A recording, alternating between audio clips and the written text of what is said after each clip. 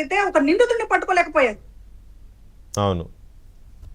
ఆ స్థితి నుంచి కనీసం ఇవాళ వాళ్ళకి టీఏడిఎల్ ఇవ్వలేదు.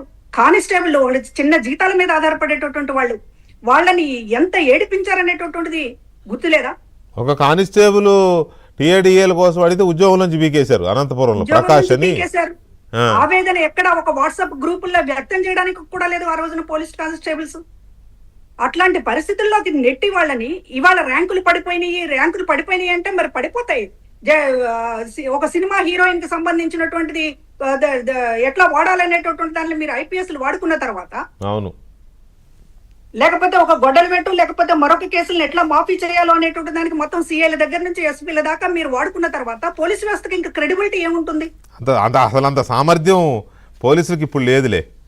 ఇప్పుడు ఒకవేళ పడిపోతే ఈ సంవత్సరంన్నరలో పడిపోదు కదా. గత 5 ఏళ్ల ఫలితం ఏదన్నా ఉంటే ఇప్పుడు ఉండాలి. మీరు చెప్తున్నటువంటి ఆ ర్యాంకులు పడిపోవడం ఏమిటో దాన్ని ఏదైనా ఉంటే గత పాలన ప్రతిబింబం కదా ఇది.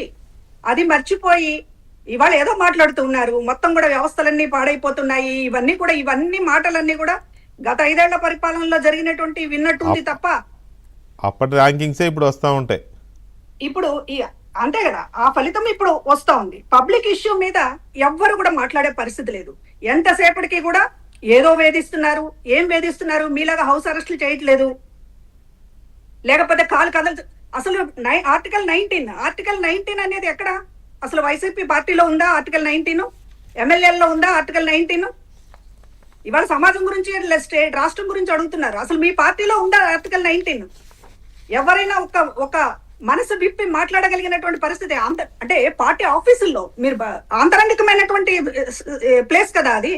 కనీసం అక్కడ కూడా ఒక మాట పెదవి దాటితే ఎక్కడ వేటు పడుతుందో అనేటటువంటి భయంలో ఉంచి మీరు ఇవాళ హక్కుల గురించి రాజ్యాంగం గురించి మాట్లాడితే నవ్వొస్తుంది.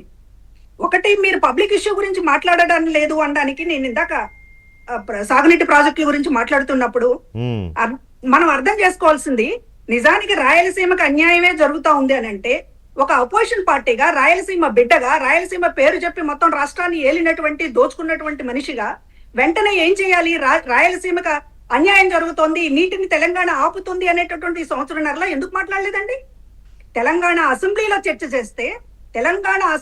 చర్చ జరిగితే అప్పుడు గుర్తొచ్చిందా? నిజంగా అన్యాయం జరిగితే వెంటనే టేకప్ చేసేవాళ్ళు కదా. అంటే అక్కడ చర్చ జరిగితే ఇక్కడ కీ ఇవ్వాల్సినటువంటి పరిస్థితి వచ్చిందంటేనే అక్కడ ఏమీ లేదనేటటువంటి స్పష్టం.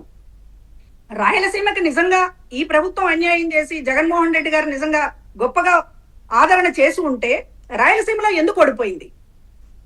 కడప జిల్లాలో ఎందుకు ఓడిపోయింది? ఏదో చావు తప్పి కన్నులొట్టపోయిన విధంగా కడప ఎంపీ గెలుచుకుని వచ్చారు. ఎందుకు ఆ పరిస్థితి వచ్చింది? రాయలసీమకి మీరు నిజంగా అంత మేలే చేస్తుంటే, అంత ప్రేమే మీకుంటే మొత్తం రాయలసీమ అంతా ఊడ్చిపెట్టుకుపోయింది కదా.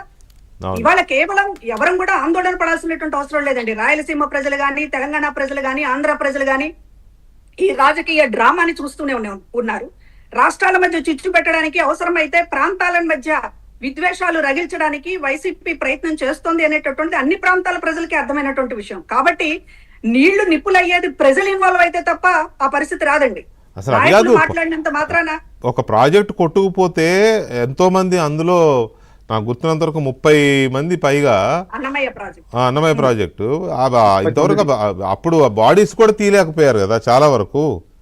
అవును, అది చాలా ఫెయిల్యూర్ అండి, చాలా దారుణమైన ఫెయిల్యూర్. అది ఫెయిల్యూర్. గఫూర్ గారు అన్నట్లు ఇందాక కాళేశ్వరం ప్రాజెక్టు కడుతున్నప్పుడు అక్కడికి వెళ్ళి ఒక సాక్షిగా నిలబడి వచ్చారు కదా ఆ రోజు జగన్మోహన్ రెడ్డి గారు. అవును. మరి అప్పుడు రాయలసీమ ప్రయోజనాలు, రాష్ట్ర ప్రయోజనాలు గుర్తుకు రాలేదా? అంటే మేము రాష్ట్ర ప్రయోజనాలకే కట్టుబడి ఉంటామంటారు.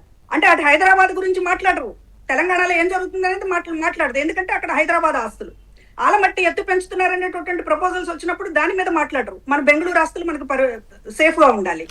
ఏ రాష్ట్రంతోనైనా మీరు కయ్యం పెట్టుకోరు. దానికి కారణం ఏంటి? మీ స్వార్థ ప్రయోజనం. ఆంధ్ర రాష్ట్ర ప్రయోజనాలు అంటారు. ఆంధ్ర రాష్ట్ర ప్రయోజనాలకు సంబంధించి చుట్టుపక్కల రాష్ట్రాల నుంచి వస్తున్నటువంటి ముప్పుని మీరు ఎందుకు ప్రశ్నించలేదు? 5 ఏళ్లలో ప్రశ్నించలేదు, ఇప్పుడు అపోజిషన్ గా ప్రశ్నించరు, గతంలో అపోజిషన్ లో ఉన్నప్పుడు ప్రశ్నించలేదు. అంటే ఏంటి మీ ఎజెండా ఏంటి? ఇక్కడ చాలా క్లియర్ గా కనపడుతుంది. కాబట్టి పబ్లిక్ ఇంట్రెస్ట్, స్టేట్ ఇంట్రెస్ట్ అనేటటువంటిది డొల్ల. అది చెప్పేటటువంటి ఆ పార్టీ చెప్పేటటువంటి అబద్ధపు మాటలు తప్ప మరొకటి కాదు. ఇవాళ అందరూ వరుస పెట్టి ఎందుకు మాట్లాడుతున్నారు అంటే ఇక ఏదో రెడ్ బుక్ పేరుతో ఏదో వస్తే దాని పేరుతో రోడ్ల మీదకి వద్దాం సరిపోతుంది అనుకున్నారు. ఆ రెడ్ బుక్ దానికి సంబంధించి రోడ్ల మీదకి వచ్చేటటువంటి పరిస్థితి లేదు కాబట్టి ఇవాళ ఏదో ఒకటి విద్వేషాలు రెచ్చగొట్టాలి తెలంగాణ. రెడ్ బుక్కే కాదు, ప్రాజెక్టు గురించి మాట్లాడడానికి కూడా కావర్ డ్యామ్ గురించి తెలుసుకోవాల్సిన అవసరం నాకే ఉందయా? ఇరిగేషన్ మంత్రి నేను, రోజు అక్కడికి వెళ్ళి డ్యామ్ కడతానే ఏంటని మాట్లాడినా అని ఒక ఆయన, ఇంకొక ఆయన ఏమో బుల్లెట్ దిగిందా లేదా అని మాట్లాడినా అని ఇంకొక ఆయన. అలాంటి పార్టీ ఇప్పుడు వచ్చి ప్రాజెక్టుల గురించి కహానీలు చెప్తే లేకపోతే ఏదో